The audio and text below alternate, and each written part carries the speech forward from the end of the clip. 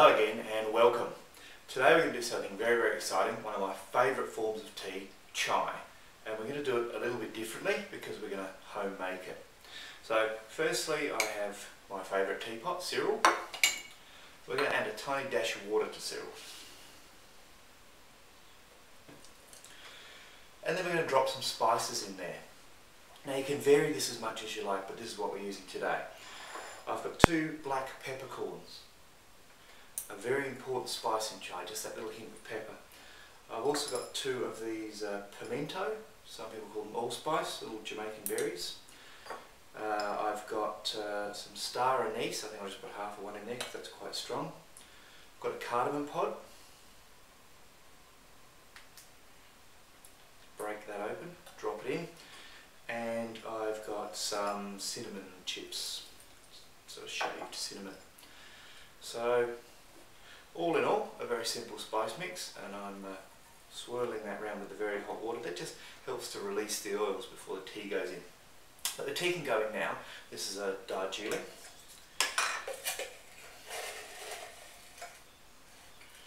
Put in about the normal amount. Certainly go over rather than under, because we do want quite a strong tea to begin with here. And we'll top that up with some water. Now normally with that much tea I would go up to about twice what I've done there. That is not as much water as you'd expect, and that's because I want a very strong tea to begin with. Give it a little swirl and we'll put it off to one side to steep for a few minutes.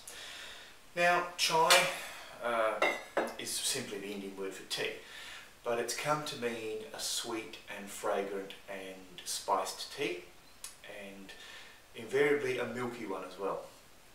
And it can be made with all forms of milk. Buffalo milk is particularly popular in Varanasi and other places like that, but for simplicity we're going to go with cow's milk today. So what I've actually got here is a milk frothing jug, and what I'm going to put into that is some cold cow's milk. It's really important to notice this is cold. Put it in there. Now the next thing we need to consider is sweetness. It's supposed to be a sweet drink. So forget how you normally have tea, sweeten this. If you normally sweeten it some more. General principle is for every spoonful of sugar you normally have, add an extra one on top, not each. So if you normally have 1, have 2. If you normally have 2, have 3. If you normally have none, have 1. So what I've done today though is you can use regular sugar, brown sugar, you can use honey, but what I've decided today is to use this. This is jaggery, Indian palm sugar, and I've just simply grated it into a plate here. And this is about a couple of teaspoons full, give or take. So I'm going to add that to our milk. So we've got our cold milk and sugar there in this frothing jug. And then our tea, meanwhile, is nice and dark and rich because we haven't used a lot of water in it. And beautiful aroma of all those spices. And we're just going to decant this into our jug, into the cold milk.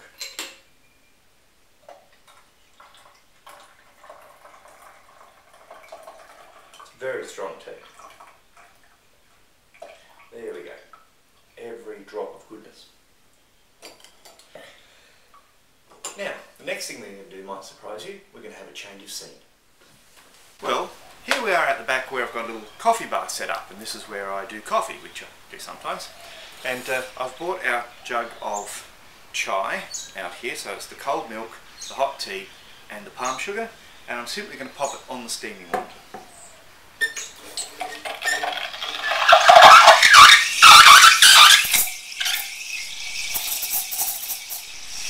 Now that's going to take a couple of minutes to heat up. It's obviously quite loud here now. If you're using a steaming wand, it's nice to have a little tiny slurping sound. That means you're adding air, and it means we'll have a nice frothy chai. Now you want to heat this to about 80 degrees Celsius, 75-80 degrees. So use a thermometer or learn how hot that is. What we're going to do to make this a little bit special is decant it into this.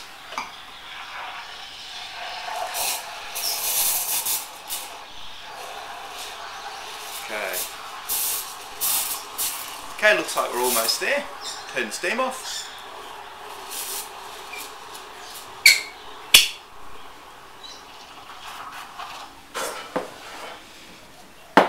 And there we have it.